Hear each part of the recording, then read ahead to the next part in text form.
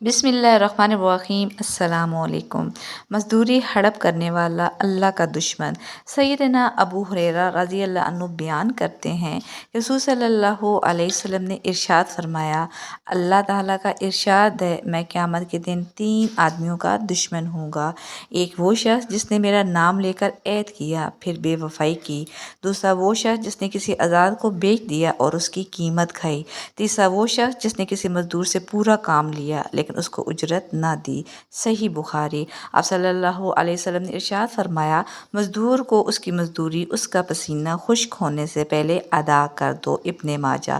آپ صلی اللہ علیہ وسلم نے ارشاد فرمایا، میں قیامت میں اس شخص کے مد مقابل ہوں گا جو مزدور سے کام پورا لے اور اس کی مزدوری نہ دے۔ صحیح بخاری۔ آپ صلی اللہ علیہ وسلم نے ارشاد فرمایا، آدمی کے گناہ گار ہونے کے لیے یہی کافی ہے کہ وہ اپنے ماتحتوں کی روزی روکے رکھے۔ مزید حدیث جاننے کے لیے ہمارے دینی چینل سے جڑے رہیں۔ لائک اور سبسکرائب کرنا نہ بھولیں۔ شکریہ۔